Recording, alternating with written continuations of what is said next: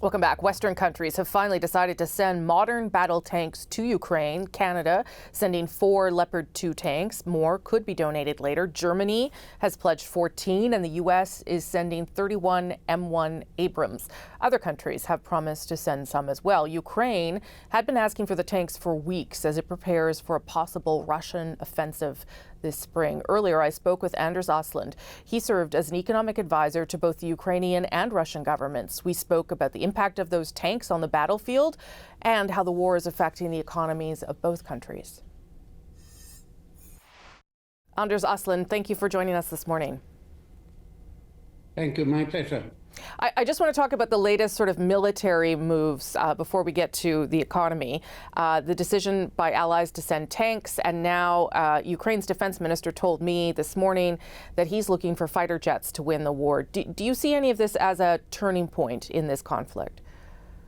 Basically, I think this decision to give tanks is likely to be a turning point. The worry is that the Russians seem to be doing a Hail Mary now. Trying to throw everything into eastern Ukraine before the Western tanks are arriving.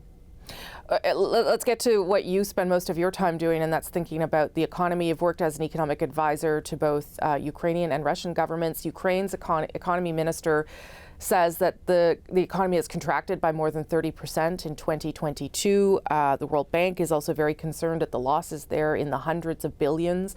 What needs to happen in order to keep Ukraine's economy afloat? Well, first of all, of course, the war needs to stop. That is, Russia needs to withdraw and Ukraine recover its territory. Just to keep the economy going, Ukraine needs about $4 billion a month. And right now it gets $1.5 billion a month from the US and another $1.5 billion from the European Union. So it looks reasonably okay. One of the amazing things in Ukraine is that everything actually functions. Electricity, internet, banks. Is that happening just because allies are continuing to support Ukraine, or what is the reason for that? Well, the government has functioned surprisingly well in Ukraine, and ordinary services are continuing. For example, pensions are being paid to people in the ordinary fashion. But of course, when 30% of the economy is disappearing because of the war, then everybody is becoming much poorer. Let's talk about Russia's economy, if we can, a little bit, something you know a lot about too. What impact are sanctions having there? Do we have a sense of whether they are having a significant impact? They have a significant but not major impact. The Russians expected 3% growth last year, but they got a decline of 4%. So the short answer is that the sanction cost Russia 7% of GDP last year. Is that enough to impact the conflict in any way? Do you think that that's having any real impact on the conflict? A little bit, but not sufficient. It means that Russia has less resources. Probably the most important impact is the technology embargo against Russia now, the Western export controls. And for the future, the price cap on Russian oil, which would probably take away 1/4 of the export earnings this year. I want to talk to you about the developments on the corruption charges that happened in the past week or so. President Zelensky firing many top Ukrainian officials, deputy ministers. Obviously, that has been sort of an impediment to Ukraine getting into NATO and other organizations. What do you make of that happening right now? How important is that? I think that this was a very important positive development in many ways. These corruption scandals have been revealed by independent journalists who continue to operate in the midst of the war, and also the new anti-corruption bodies in Ukraine that have arrested one of the worst culprits now, and that President Zelensky stands up and sacks all these people, and in some cases they have been arrested. Is it important that this happen at the same time as Ukraine is fighting a war? It would seem to me that that becomes more complicated, but is that an important part of what Ukraine has to prove to its allies?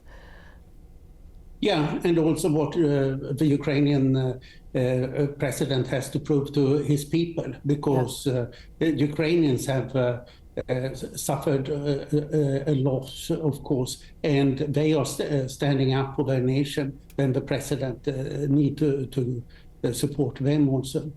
Where do you think we are in terms of the war? Henry Kissinger has said that Ukraine should be prepared to cede some of its occupied territory to Russia. Of course, Ukrainians say they're going to take back all of it. Where do you think this is likely to end? Well, the hope is that the war can end this year, and that Ukraine can actually defeat Russia. And I think that the critical issue will be Crimea. If Ukraine takes back Crimea, then they have essentially won. If Ukraine gives up any of its territory, then Russia will just come back and later on in a few years and try to finish the war. So this is not the solution, what Kissinger and a few others have been talking about. But right now, we are probably seeing a Russian offensive in February, March, before the heavy Western tanks are coming. And then later on in the spring, we would probably see a Ukrainian offensive. So this is what I would expect. You recently wrote that you believe that Russia needs to be defeated and humiliated. What did you mean by that? That the problem is Putin's regime, which is really based on war. Putin has pursued war in Chechnya, Georgia, Ukraine twice, and in Syria. He uses war in order to increase his repression at home and his popularity. So war is essential for the regime. In these ways, Putin's regime is not better than Hitler's regime. Mr. Aslund, thank you for your smart thoughts on this. I appreciate it very much, sir.